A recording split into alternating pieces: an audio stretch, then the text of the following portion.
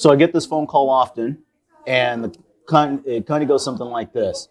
I've got a tenant that's going to be moving into the property. How much insurance do I need? Do I need renter's insurance as a landlord? Should they have it? Should they not have it? What's it cover? What it doesn't cover? And what's really important about it? Well, that's what we're here to discuss today. ARC 23. Introduce yourself, Aaron. Thank you, Nestor. Aaron Rosen with ARC 23 Insurance. All right. So let's just get straight to the nitty gritty. One of the biggest questions I always get asked, and we're going to have to speak up a little bit because we got a little bit of stuff going on here in the background. We've got a meeting going on in the back as well, or some breakfast. So, but one of the biggest questions I always get asked is, do I need to have renter's insurance as a landlord? Should I make my tenants have renter's insurance? The answer is yes. It's if you are a landlord, number one, you should have a landlord policy. The landlord policy protects you, your own liability. It protects the house itself, meaning the structure. And separate from that, then your tenants then have renter's insurance to protect their own liability, their personal belongings, and their loss of rent or loss of use if something were to happen. Okay. So now here's the other question I always get from the landlord. If something happens to the property, who's paying the rent and whose insurance is covering it? Because we always end up in a squabble. The landlord says, well, the tenant should still be paying the rent. The tenant says, well, no, because of this happened. We got a pipe that busted or whatever, and we got to live in a hotel for a week or 2 weeks. They should be paying for the rent. So in the event of a covered claim, and I have to say it in that way, a covered claim, which means the landlord's insurance is going to pay out for a pipe breaking, so sudden accidental damage, or a fire. The landlord's insurance will pay to repair the house. Then the landlord's insurance will also pay for lost rent. Gotcha. So if the tenant has to move out, they're not paying rent. Okay. So that's one part. There's nowhere in the contract that the landlord has to pay for the tenant to live in a hotel or pay for their hotel. So a renter's insurance has loss of use coverage, which means if there's that fire or slab leak or pipe leak or whatever it is, and they can't live in the home, their renter's policy will cover them for loss of use, which will help pay for their hotel. So question, will it cover an Airbnb?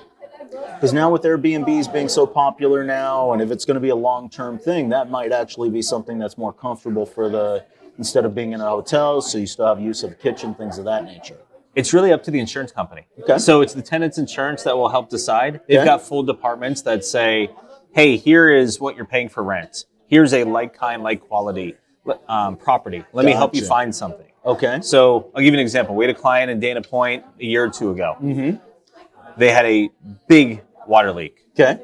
They were put up in a hotel at first, and they were working with the claims adjuster to say, okay, in my home, I had an ocean view. In this hotel, I have a freeway view. Am I able to get the ocean view again? Am I able to get the ocean view again?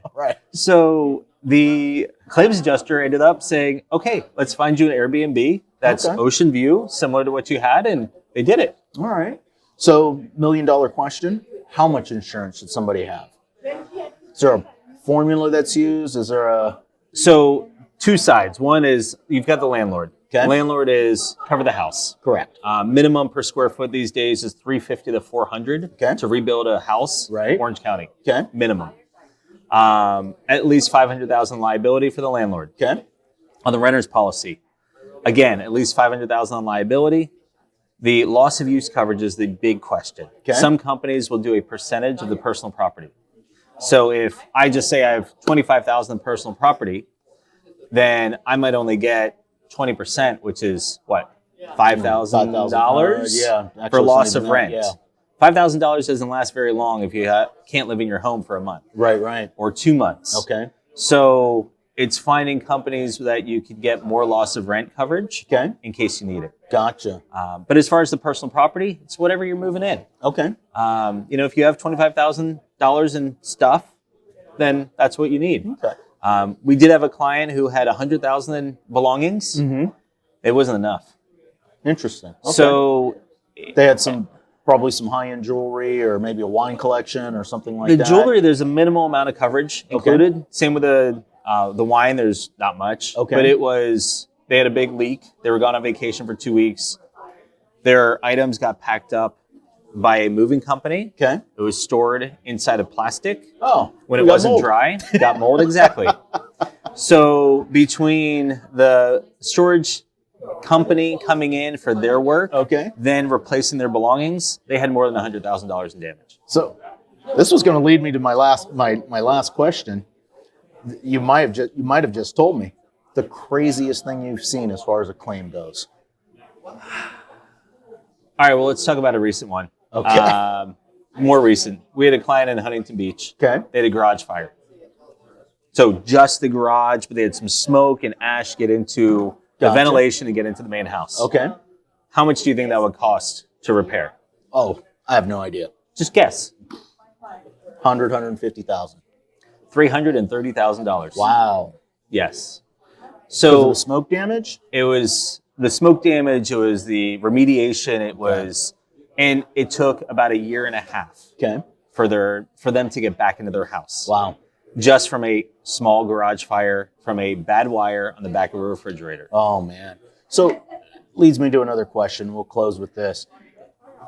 Clear the air with mediation and things like that, because when remediation, I'm sorry, when we see things like plumbing leaks and stuff like that, and no offense to some of you guys that are out there, but I feel like sometimes there's some, I don't know if they're called ambulance chasers in this part of the world, but I see some crazy numbers with this amount of house has to be, you got a leak and we're over so much moisture, and next thing I know I walk back in and half the house is missing and with plastic all over the place because of whatever, and I've seen situations where certain estimates have come in and there's been a big variance from one to the other. Is there a lot of lack of a better word, is there a lot of scamming going on in that world? Or unfortunately, yes. Okay.